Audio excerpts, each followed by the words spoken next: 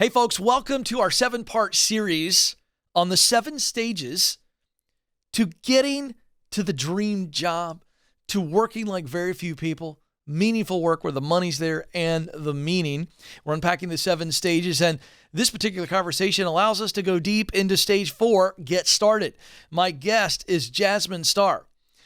This is a woman who is a true force of nature, an entrepreneurial wonderkind. Started out in photography and then has moved into helping small businesses grow. And she's a social media rock star as a part of that process as well. You're going to love her. She's going to give you so much encouragement on this all-important stage. I'm ready because I'm clear, stage 1. I am qualified. I've gotten through stage 2. I've gotten connections in stage 3 that have given me an opportunity, but now I got to take the opportunity. I got to step out. I got to actually run the race. You're going to love this conversation. Here is Jasmine Starr.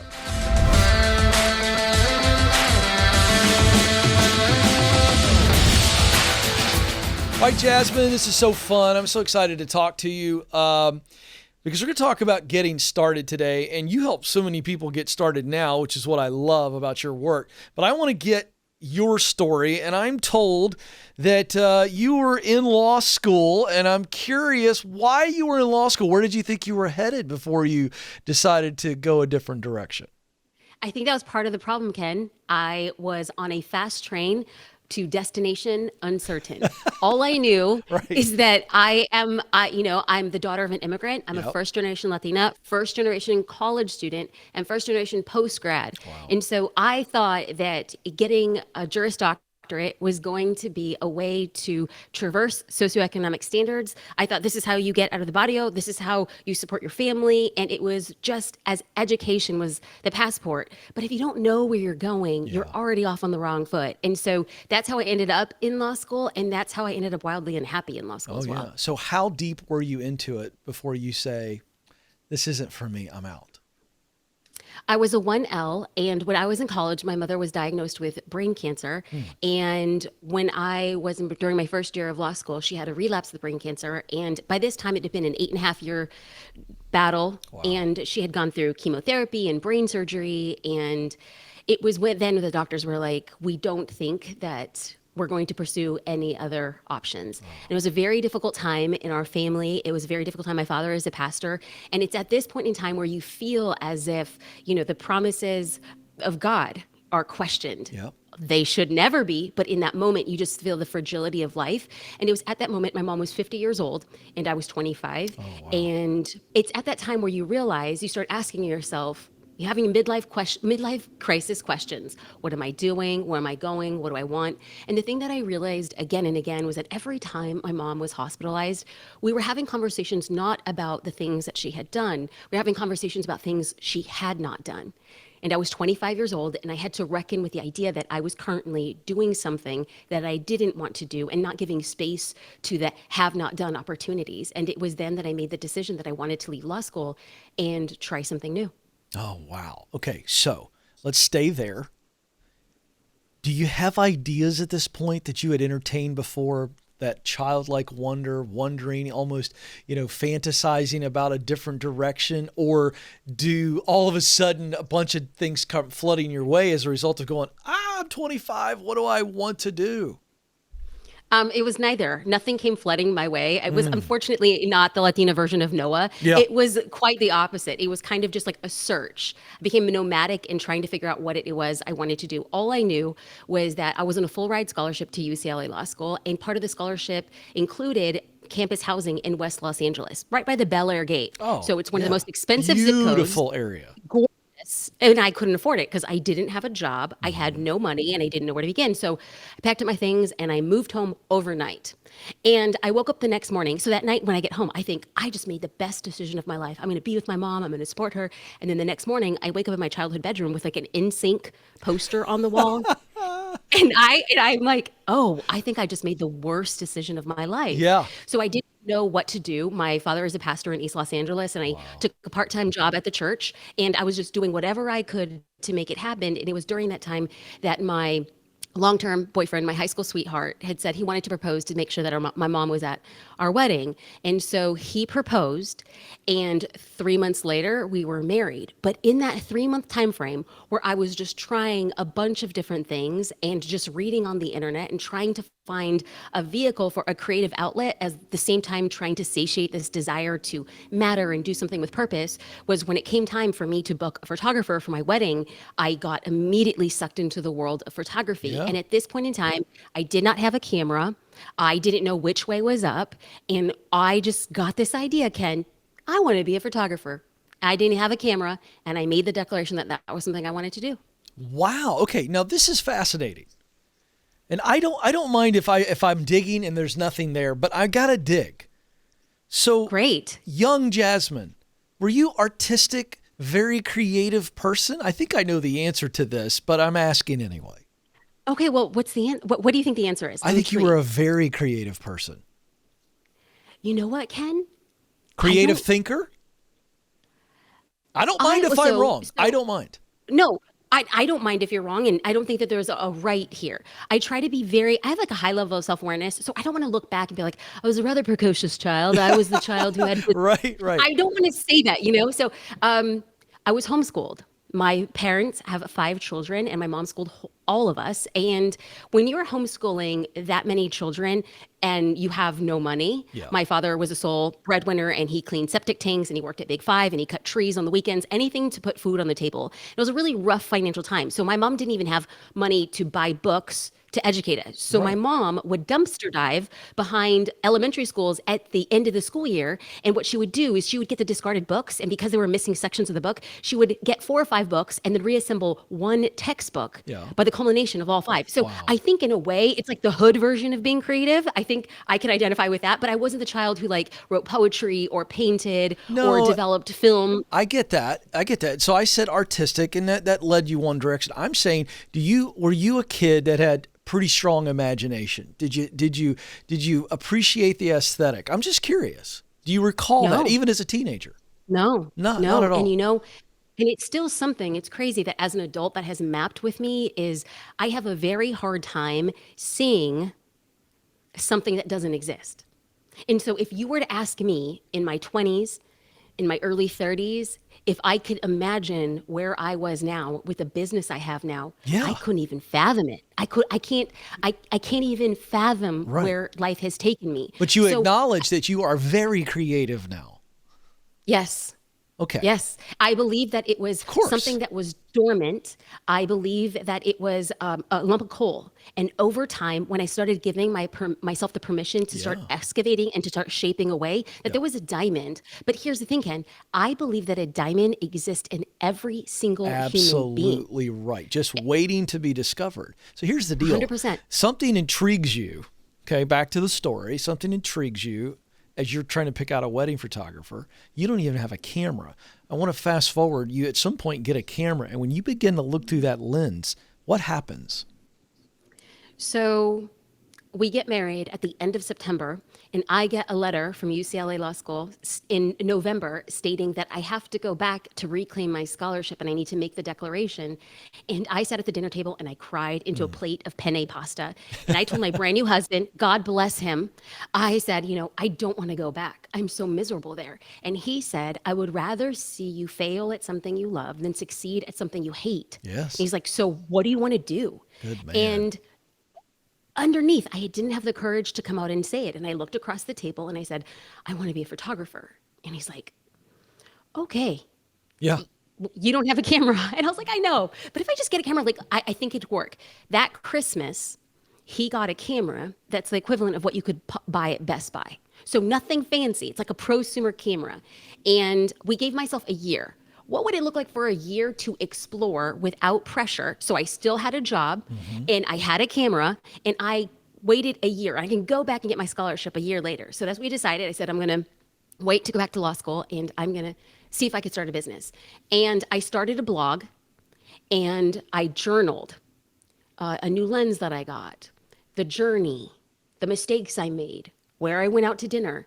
And if you could believe it, Ken, people found the blog And even though I wasn't the best photographer, people became connected to the journey, Yep. and they were less fixated on the art, but focusing on the artist who created the art. And that's where I've just benchmarked for so many years teaching business owners now that building a brand doesn't come with money or typography or a website or colors or fonts. Building a brand is an experience that you create emotionally with people who are invested in who you are and your business success. Yeah. So true. I love that. So you just got started, and here's the deal. If I kind of know your journey, I know your sister. I've actually known your sister, your twin sister, a lot longer than I've known you. But if I'm not mistaken, you really became a successful photographer as not just a blogger. You were pretty successful at that, correct? As photography? Correct. Very much so, and kind of built this other brand to where now you're coaching people. I shot my very first wedding in 2007. And by 2009, I was voted one of the top 10 wedding photographers in the world. That's right. And then the year after, one of the most influential photographers. And the year after, one of the most socially influential photographers. So what was happening was that people became invested in the building of a business. Yeah. And there were a lot of people with resistance around the thing that I was doing. So just imagine, just like in any industry, you decide to do something and you realize that ingenuity is birthed out of lack of resources. Yeah. So I had no money, I had a camera, but I didn't have any lenses, I didn't have any memory cards. I was renting all of that as it came. I was very open about the journey on my blog. And then you have other established photographers who had built up resentment that they had done the traditional thing, gone to school, have portfolios, fancy cars. And then there's somebody who comes in and says, I really don't know what I'm doing, but I'm creating demand based on personality and grit and storytelling. And that rubbed people the wrong way. But I started sharing what I knew. I started teaching photographers how to build better businesses. And then slowly thereafter, year after year, my circles started expanding. So then creative entrepreneurs, and then product-based entrepreneurs, and service-based entrepreneurs. And since then, there have been multiple iterations of the business, but now I stand to empower small business owners to believe that the impossible is possible, going back and hearkening on the very things that I learned in 2007 and 2008. Those principles still apply today, but the best news is that they're magnified because social media has come around and really offered platforms that didn't exist a decade ago. Oh, yeah. And you have a huge following. You're making tremendous impact. And all because you decided to start and then you stayed with it. So I want to spend a few minutes, and this is so easy for you. You can do this with your eyes closed. But I want to go back to some of the lessons about the head and heart. There's a wrestling match for people with the head and the heart. I know this from taking callers every day. And they know they should start something. They really want to do it. And I think they kind of believe, but then there's all these extenuating circumstances, maybe somebody's opinion, maybe I don't have a lot of equipment, like Jasmine didn't have a lot of equipment, and there's so many things that hold them back from starting. And one of the things that I find, I want you to comment on this, is that people feel like they need to have so much more to start than they actually need. You just illustrated, you had nothing. You had a camera. So talk about this myth of how much we need, how much experience we got to have to actually start. Well, the beautiful response and the not so beautiful response is that never goes away. Right.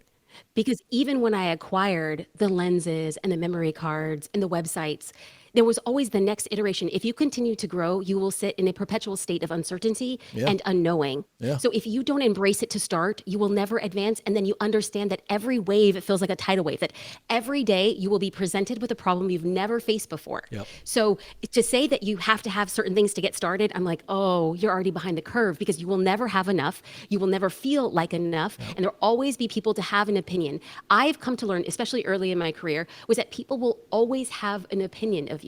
If you decide to sit on the couch or go on a run, if you decide to start a business or not start a business, if you decide to stand on the corner and preach, or if you decide to stay at home, they're going to have an opinion of you anyway. So if people are going to have an opinion, if they're going to shed doubt or shed fear into your life anyway, regardless of what you choose, then you should choose the thing that gives you life, understanding that not everybody will support you. But your objective is to stand first and foremost as a testament to your purpose, why you were put on this earth, to share your unique skill, and then show others what is possible as a result. Yeah, so good. So once you get out there and you begin to start and you begin to just put one foot in front of the other, talk about what happens. What happens to the human spirit, the mind and the heart, when we actually say, all right, I don't have a lot, but I'm going anyway. I'm not going to sit on the couch anymore. I'm going after it. What happens over time? Well, first and foremost, you're broken Yeah. again and again and again and again. And the people who you see on the front lines, on stages, in the front row, accolades, are the people who just decided, I'm not going to stop getting up. Yep. So if you don't have the stomach to be knocked down and stand up again, then you don't want the thing that you want bad enough. So when you say, I am deciding to become a teacher, a photographer, a dog walker, or a jewelry maker, then you must first embrace, before anything else, is that you're going to get knocked down again and again and again. And that is the process. That is the game. The people who stand at the front or at the top simply refuse to stop getting up. But what I've learned over time is that you have that internal saboteur, your imposter syndrome. And the thing that I've learned is to, number one, ask myself every time I walk from the warehouse to the White House one day, why not me? That somebody's going to be in there. Why not me? And there's 3 M's that I've come to identify. And I learned this lesson from a copywriter whose name, it slips my mind right now, but if I have the opportunity to remember it, but it's 3 M's. Number 1, it'll be the message.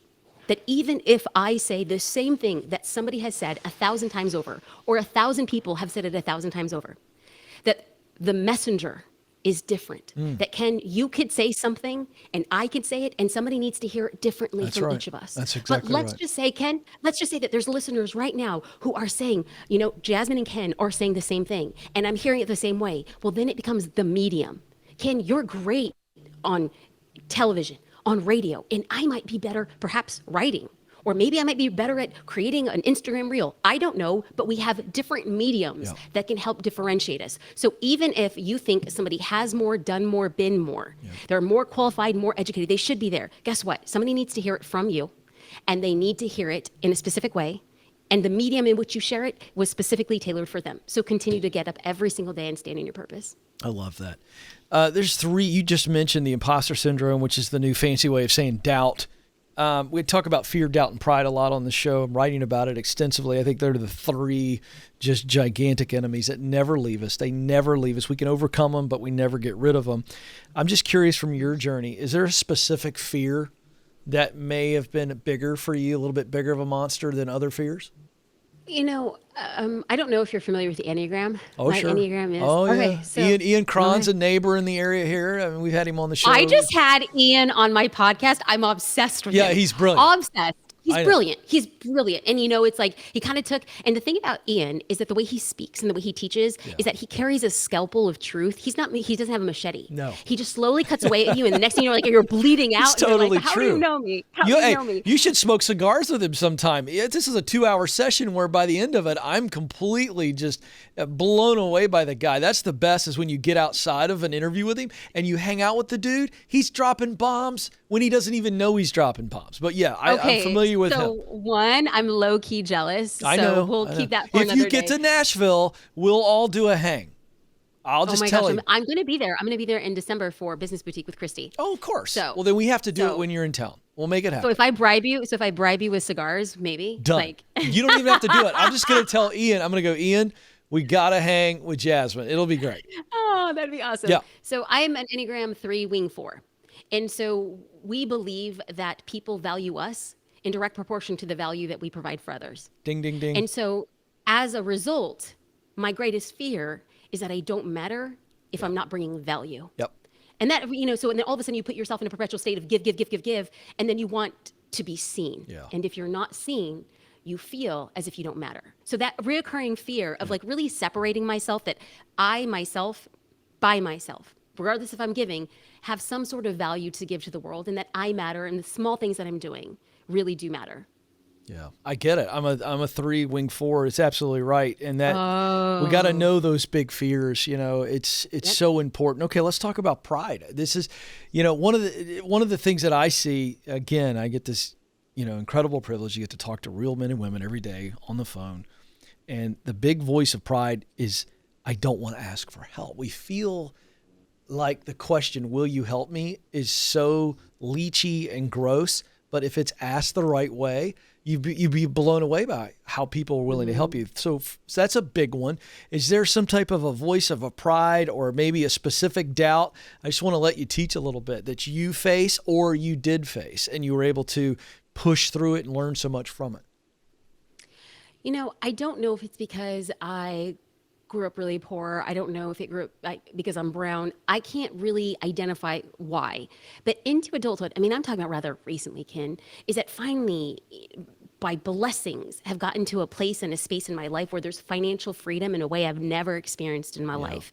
And so for me, it's not an issue of pride as much as it is an issue of belonging. Yeah. So for instance, my husband and I went on a trip, and I walk into a hotel, and I got out of the car, and I didn't realize, Ken, I kept my head down and my eyes down, and I wanted to dart straight through the lobby, and I just wanted to get to the room. And my husband pulled me on my shoulder, and he put his fingers under my chin, and he lifted my face, and he says, when you walk into any room, you must act like you belong, because you do, and people will treat you that way. Yeah. And so I think that has been such a shift in a professional capacity that every room I walk in, a boardroom or anywhere, I need to hold my head up high, because people will give you what you think of yourself. And I think that that's kind of been a thing. And as a result of that, to piggyback, I walk with my emotional or even physical head down. And when it comes to asking for help, it's just something that I wouldn't do.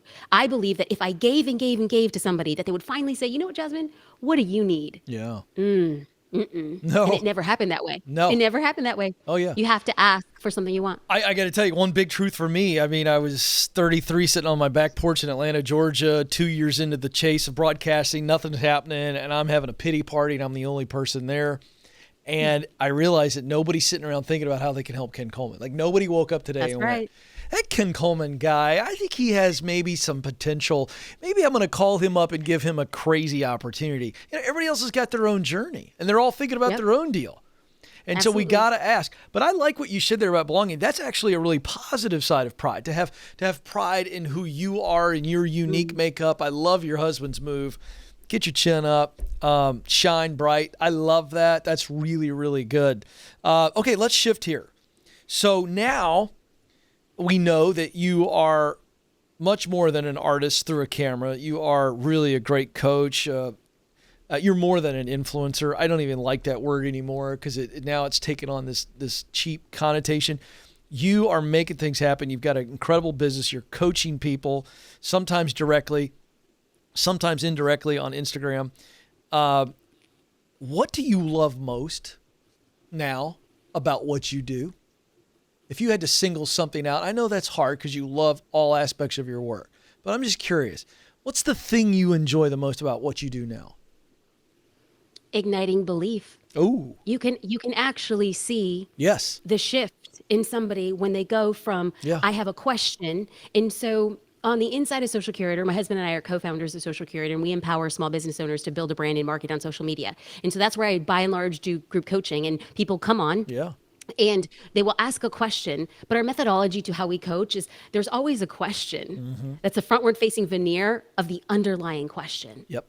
And you could see that when you start tapping at the underlying question, you see a shift or you see a flicker in somebody's belief. And when you ignite belief, game over. Yeah. The hardest thing is not whether or not your business is going to be successful. It's not whether or not you believe in your capacity to succeed. It's truly, do you believe you can do it? And the minute that you make that belief concrete and gold, game over. And so to me, when I see somebody shift their belief, I also know it's a vehicle for income. And what I have experienced in my family is that income is a gateway to change legacy and to change families, and to give somebody the freedom to make decisions to grow in ways that they just didn't have the capacity. So in my mind, it's belief leading to prosperity on the back of hard work and understanding that you're here on this earth to do something specific. Yeah. You touched on this earlier. I want to circle back to it, but this idea of getting started, it's not a one-time deal. I mean, here you are, very successful, more successful than ever. The future for you is incredibly bright, but you're always starting new things. Talk about how this is a cyclical thing. It's like every time you do something new, a new line of business, something else, you're getting started. Talk about the success that comes from learning how to always be starting something. So Like I had mentioned, my husband and I are co-founders. And when I started my photography career, I saw that there was a need for education. So I started doing consulting and educating one-on-one. And then I started realizing that there's a scalable market. So then I moved into creating online courses. And then as a result of the online courses, I started realizing that people needed continuing support. And so then I then pivoted and created a membership. And the thing that I realized about the membership was that people actually needed technological support that innovated with them and stayed sticky along the web. So then, unbeknownst to me, I was creating a tech company. And in every iteration, from photography to consulting to coaching to course creating to membership to a SaaS company, I had no idea what I was doing. But all I knew was that if I wanted things to change, I must change. I think it's Einstein who said insanity, the definition of insanity is doing the Yes. same thing over and over again, expecting a different outcome. And so yesterday, my husband and I, we have a tech team in Burbank, California, which is just north of Los Angeles. And we go there and we visit our tech team and we talk about development. And I have to tell you, just real talk, real talk. I sat in the car and I told my husband, I said, I feel like I swallowed an anvil. I feel heavy. Yeah. My head feels cloudy. I feel like there's a migraine coming up. And I'm just wondering if this, a particular thing that we want to build, is the right thing we should do. And my husband, and Ken, you'll just, I mean, clearly every story revolves around my husband's brilliance, but he said, there's no such thing as wrong or right. We're making a decision Yeah. and we must go through it 100%. And if at the end of it, we realize it wasn't what we should have done, it wasn't right or wrong, we learned something and this is going to be the thing to lead us to the next thing. And if we look back at our course together as business owners, Yeah. that has only ever been the case. Our deepest failures were the breakthroughs to our greatest successes. Yeah. So he said, buckle up. It's not easy, but it's worth it. It I absolutely was just is. like, Yeah, he's right. He's right. Well, I love that. Yes. I love that you've got that cheerleader and a coach as well in the hubs. Let me ask you to talk about failure because you just mentioned it. We've been talking about starting, and you mentioned this early on. Like you're gonna be broken, the way you said it. You said you're gonna be broken, and that's failure. Does it sting as bad as people think it stings? In your opinion, failure? No, I don't think so either. And I I know don't that's think it tough because it's like I've never even asked it that way before, but I've been through some massive does. failures. And I think when I look back on it, it's kind of like, yeah, it stung, but not as bad as I thought. Why do you think that is? Because it's always worse in our mind. Yep. I think Bob Goff said something along the lines like, I thank God that the worst case scenarios were never as bad as I imagined. Yes. And so it's not as if we approach a new venture, a business, starting a passion or hobby. It's not as if we enter expecting anything on the outcome. Like we don't know what we expect, but we do know what failure looks like. And we imagine this terrible situation. And what happens is, you know what? Maybe it didn't turn out in the optimal outcome, but it sure as heck was not as bad as we imagined. Yep. So true. All right. This is fun. I'm a son of a preacher man. You're the daughter of a preacher man. So I want to tee you up to preach. Oh, snap. Oh, snap. I don't know if I can do my daddy right. No pressure. I just mean I want you to just talk to my audience. And we've got people out there that are about to start. They've been thinking about it. They're edging their toe up to the edge. It's terrifying. You and I certainly understand that. We've got people who've just started recently. They're in those early days, first couple of steps. And you have people that started not too very long ago, and they're kind of in that mile too. Nobody's at the starting line cheering them on anymore. The applause has faded. They're a couple miles out. You know what I'm talking about. I do. I want you to just talk to their hearts right now. What do they need to hear? Well, I'm going to share what I needed to hear multiple times in my career, and I needed to hear it again and again until I believed it as truth with a capital T. And it's you are enough. You wouldn't have been given the thought or the desire to do the thing you wanted to do if it wasn't at all as part of a divine plan and calling upon your life. So to release yourself from the pressure of immediately monetizing the thing that brings you joy and instead say, I'm going to learn something that is going to lead me to the thing I need and want to do, even if it looks different than what I imagine it to be today. So every morning you ask yourself, why not me? And understand that what you have right now is everything you need to get to where you want to go, because there are people doing more with less. And if they are proof of what is possible, there is no excuse for you not to pursue the same journey with excellence, with delight, and with a celebration of the journey without expectation of the outcome or the destination. Wow. Amen and amen is all that needs to be said. Nothing needs to be added to that. It's so good. She is Jasmine Starr. She is a force of nature. You got to check her out on Instagram. I got to tell you, I have no rhythm, and everybody in the control room knows this. My family knows this. The amount of cool videos you do, like reels, and I'm guessing you're on TikTok as well, that have good content in them, but they're all choreographed. They got the music. I mean, folks, she's just got the swag. So check her out, Instagram and TikTok, because she really does deliver a lot of great content in these entertaining things. And if I tried to do that, I would look completely ridiculous. So you got to know your lane, and she knows her lane, and it's a great lane. Jasmine, you're amazing. I'm glad to call you friend, and I really appreciate you hanging out with us. Our audience is so much better for you dispensing some wisdom on getting started. Thank you. Thank you. It's an honor and privilege. I appreciate you, Ken.